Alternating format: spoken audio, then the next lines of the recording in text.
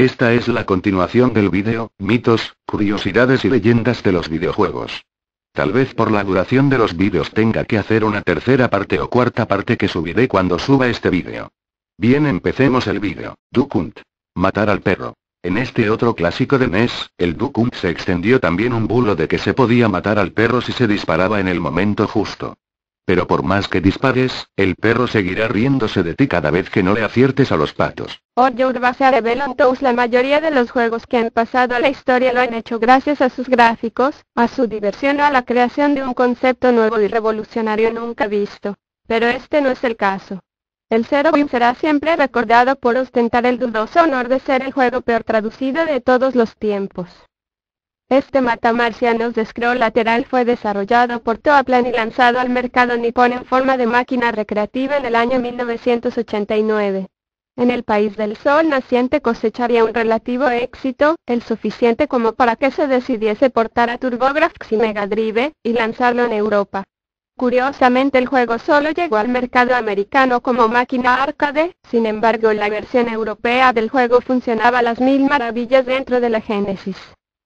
La versión de Mega Drive fue la única que contó con un intro que nos sumergía en la historia del juego. Un héroe solitario tendría que enfrentarse a las fuerzas de un imperio malvado que planea dominar el universo. Pero algo salió mal en la traducción del japonés al inglés, y el juego presentó unos subtítulos con frases mal construidas, sin pies ni cabeza y, a veces incluso sin significado. Pero por aquel entonces Internet era algo al alcance de unos pocos y no sería hasta el año 1999 cuando la mala traducción del Zero Wing sería redescubierta gracias a un comentario en la website Video Game Quotes en el que se citaba la penosa traducción del juego. Tras el hallazgo, la gente de Overclocked.com optó de una voz bastante divertida al intro, y en forma de meme se extendió por muchos foros, donde los usuarios crearon parodias en forma de fotomontajes incluyendo de una u otra forma la frase All Your Base Rebel on Toast. Pero en los foros todos los mensajes tienen asociada una fecha de caducidad, y los nuevos temas tarde o temprano terminan por enterrar a los viejos por muy exitosos que estos sean. Así pues, el mito de All Your Base Rebel on Toast estaba condenado al olvido y a ser simplemente una moda pasajera. Pero de repente, un chico llamado BabCR se creó una animación en Flash que recogía el intro del Zero Wing, sus mejores parodias, y una gran remezcla de la canción principal del videojuego. Esta animación fue la causante de la mundialización del mito, hasta el nivel de que la frase All Your Base Rebel on Toast llegó al top 50 de las búsquedas realizadas en Lycos. El video traspasó fronteras y se habló de él en muchísimas webs y medios de comunicación.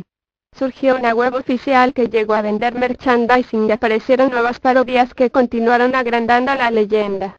De entre todas las nuevas parodias me quedo con la del siguiente video que nos muestra la intro del Zero Wing como si fuera el videoclip de Bohemian Rhapsody de Queen, y recomiendo encarecidamente su visualización. El Street Fighter raro cuando los salones de máquinas arcade eran un negocio rentable, no como ahora que las únicas máquinas que dan dinero son las tragaperras. Hablando con los amigos surgían historias sobre máquinas iguales en las que el juego era algo distinto.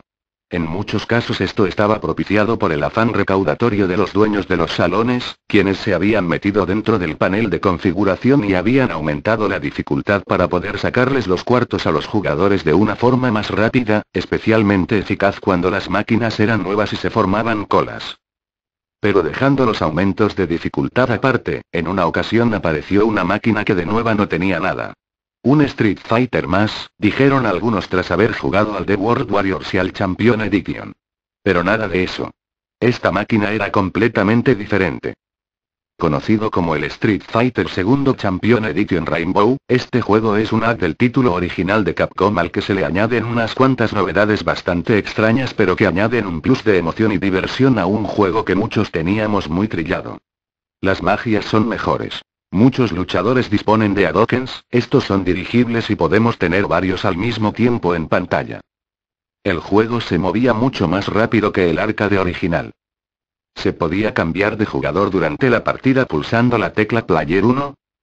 La posibilidad de lanzar casi cualquier tipo de ataque en el aire. El mensaje oculto del Super Mario Galaxy. La portada del Super Mario Galaxy de Wii. Sembró la polémica en los foros, webs y revistas del sector cuando se descubrió que las letras del título ocultaban el mensaje "UMR gay, eres un señor gay". Para obtenerlo simplemente hay que quedarse con aquellas letras que tengan un reflejo de luz en su parte inferior. ¿Intencionalidad o fruto de la casualidad? Cada uno es libre para sacar sus propias conclusiones. Donkey Kong o Monkey Kong. Una leyenda urbana asegura que el nombre original del primer plataformas de la historia era Monkey Kong, pero que finalmente se llamaría Donkey Kong por culpa de un error de traducción. Veamos qué hay de cierto y qué de falso tras esta historia. Seguro que todos coincidimos con Miyamoto en que Kong es un buen nombre para un gorila, tan bueno que la compañía nipona tuvo que ir a juicio por culpa de la demanda interpuesta por la productora Universal City Studios, poseedora de los derechos de la película King Kong. Al final ganó Nintendo, pero esto es otra historia. Lo que nos interesa es, ¿por qué Donkey Burro? En este punto podemos considerar varias teorías de por qué el juego no acabó llamándose Monkey Kong. El error tipográfico / de traducción. ¿Podría haber sido un error de traducción?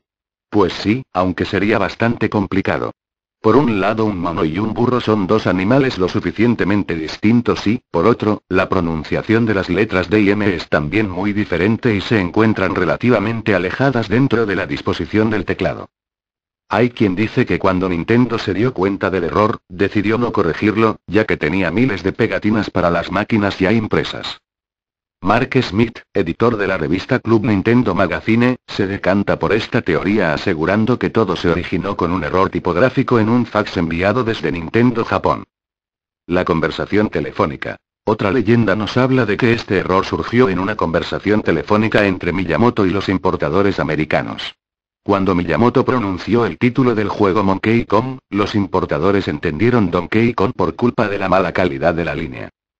El carácter del protagonista. Esta última historia nos cuenta que a la hora de bautizar al gorila protagonista, Miyamoto buscó un adjetivo que definiese el carácter del simio. Cogió un diccionario y buscó un sinónimo de estúpido, y allí encontró la palabra Donkey burro.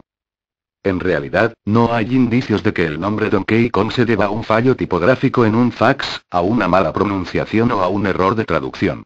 Shigeru Miyamoto, que sin duda sabe el nombre que escogió, afirmó en varias ocasiones que eligió la palabra burro para caracterizar la terquedad del personaje, y la palabra Kong para que todos pensásemos en un gorila. La PlayStation de Sony y Nintendo a principios de los años 90 la SNES lideraba el mercado de las 16 bits, manteniendo una dura rivalidad con la Mega Drive de Sega y en menor medida con la TurboGrafx de NEC. Por aquel entonces la palabra multimedia sonaba a futuro, y se llegó a pensar que la compañía que dotase a su sistema de la capacidad de reproducir CDs podría alcanzar el liderato sin despeinarse.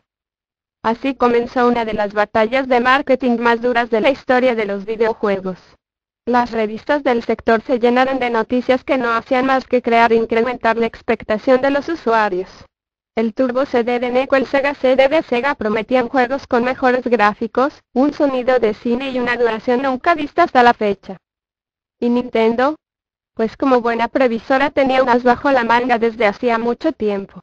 Cuando la Super Nintendo era tan solo un prototipo, firmó un acuerdo con Sony para utilizar su procesador de sonido y diversos componentes en la fabricación de su consola, y en el caso de que ésta dispusiese de una unidad de CD, Sony sería la encargada de fabricarla.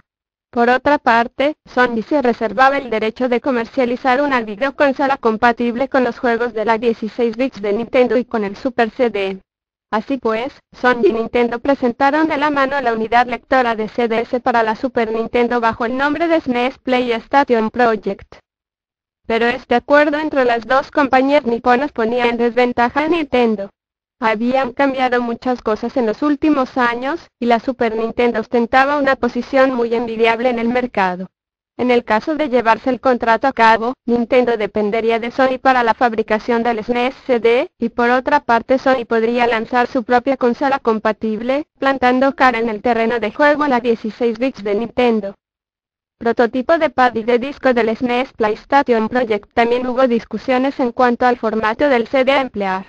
Nintendo venía escaldada de las consolas y cartuchos piratas de la época de la NES, y quería desarrollar un sistema muy seguro, por lo que le pidió a Sony un CD de 580 MB recubierto de una carcasa de plástico, en donde hubiese un chip de memoria de 54 KB para salvar las partidas.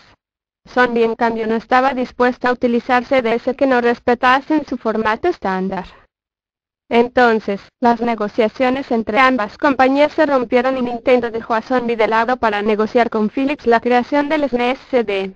Entre ambas compañías llegarían a un acuerdo por el cual Philips desarrollaría el lector y lo haría compatible con su futura consola CDI, y además dispondría de algunas de las mejores licencias de la gran N como Zelda y Mario. Sin embargo, Sony no se quedaría de brazos cruzados mientras veía cómo Nintendo y Philips se repartían su pastel, y llevó a Nintendo a los tribunales por incumplimiento de contrato. Para dar fin a todo este culebrón, las tres compañías llegaron finalmente a un acuerdo para desarrollar de forma conjunta la unidad lectora. Cuando parecía inminente el lanzamiento, incluso se había fijado precio de salida, $299, de repente todo quedó en nada y nadie volvió a sacar el tema. La Sega CD y el Turbo CD no lograron el éxito que esperaban. El chip FX dotaba a los juegos de una atractiva apariencia gráfica poligonal. Eran tres compañías las que se repartían los beneficios, así que tocaba menos por barba. A pesar de que el SNES CD nunca llegó a salir, Sony aprendió todo lo que necesitaba del mejor maestro, y utilizó la tecnología desarrollada para lanzar inmediatamente al mercado su PlayStation. Nintendo quedó un poco descolgada. Por una parte había perdido demasiado tiempo en el proyecto del SNES CD, y por otra el sistema Virtual Boy resultó ser un fracaso. Entre una cosa y otra no reaccionó a tiempo lanzando una videoconsola de 32 bits, y para cuando tuvo listos los deberes con el Nintendo 64, Sony ya dominaba el mercado. Nintendo había creado un monstruo.